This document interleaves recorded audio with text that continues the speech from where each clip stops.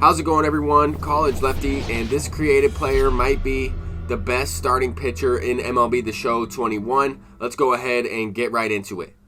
Now, I used this Pablo Sanchez relief pitcher as a starting pitcher in the previous video, and I decided that I wanted to try him out again in another game. I wanted to see, I noticed he had a little bit over 50% energy, and I wanted to see if he would be even usable during the next game, even in back-to-back games of ranked seasons. He does have a little bit of power. I do have some equipment items that I could swap towards pitching attributes, but I feel like his pitching attributes are fine, so I put some attributes that will help boost his power a little bit as well. This is going to be the squad. We are going up against the parallel tier 3 version of Tom Glavine. We have 65 overall Pablo Sanchez on the mound with mostly a parallel 4 tier team. All right, so we need to get a little bit of run support for Pablo Sanchez in this video because I know that he's probably only going to be able to go 5 or 6 innings on the stamina or energy that he currently has.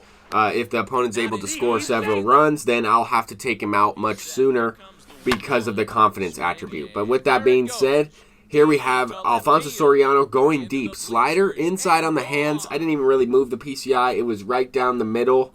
But the PCI does not necessarily represent, the barrel of your bat or where your bat is actually swinging through the zone. I've talked about this in my advanced hitting tips videos. I broke it down into slow motion. We will probably see a couple of those examples here in this game of ranked seasons, but this changeup is definitely the equalizer pitch. I have it as my slot number 3. I don't know if you select it as your number 4 pitch. I don't know if it will change the velocity, if it will change the amount of control or break that it has on there. As I mentioned in the previous video, I have maxed out all 5 of these individual pitches and their individual attributes.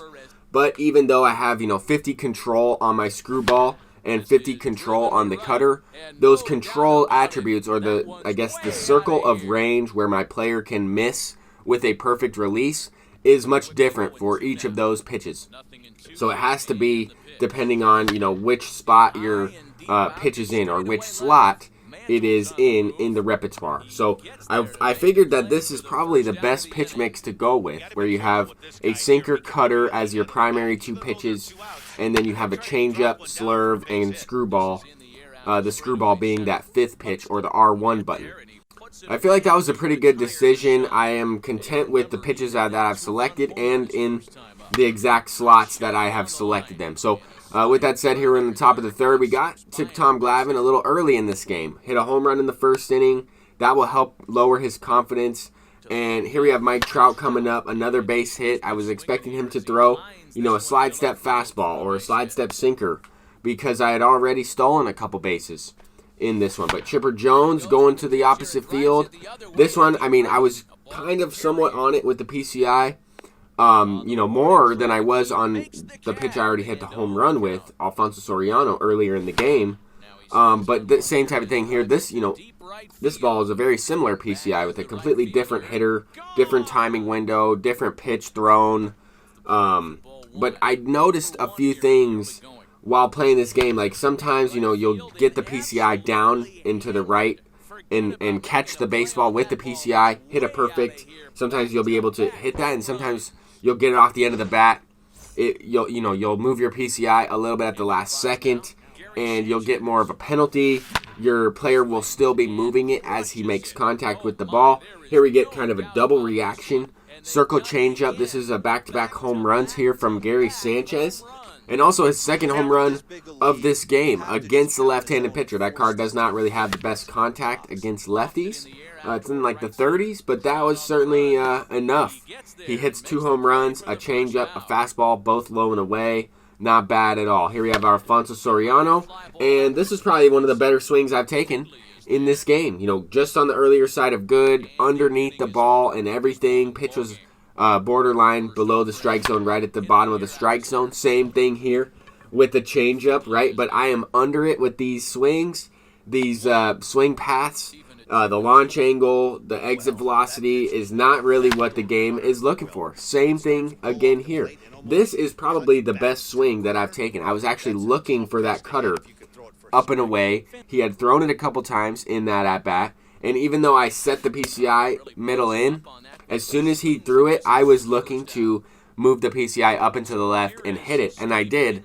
Just got under it somehow. But here in this game, we are in the bottom of the 5th. Pablo Sanchez has been in the yellow for stamina for a couple of innings now, but he is still doing work. He's still throwing hard, 97 miles per hour. His hits in K per 9 are still, pretty good. The pitches I can see are not breaking as much. They're not having the same effect that they would normally have, but the location is there. It is very easy for me to use this creative player in terms of using pinpoint pitching, controlling the release.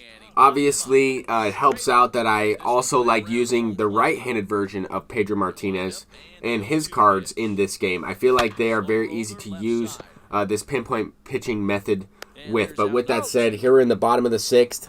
About 50 pitches in from Pablo Sanchez. We only need 2 more runs, and we can get a mercy rule. I really need that to happen because I am getting closer to the World Series division.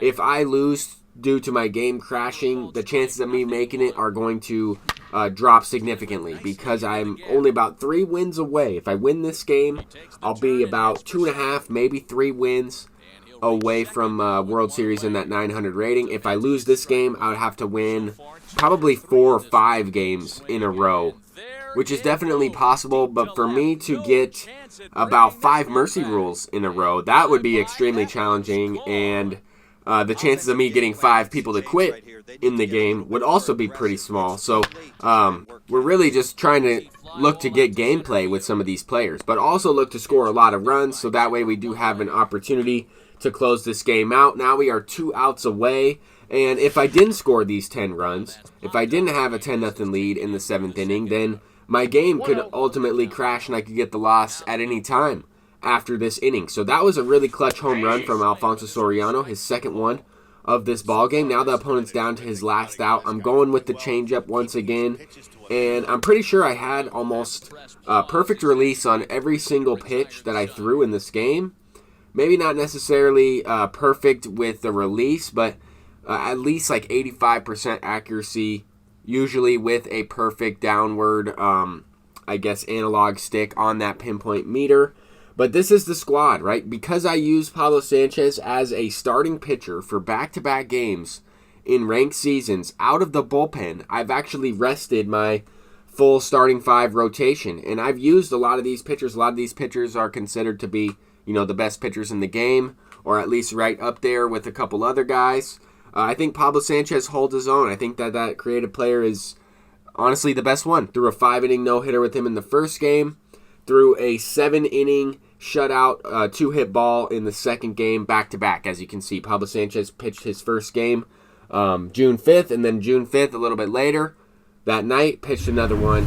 I'm College Lefty, and that is the creative player as a starting pitcher from the bullpen. Peace out.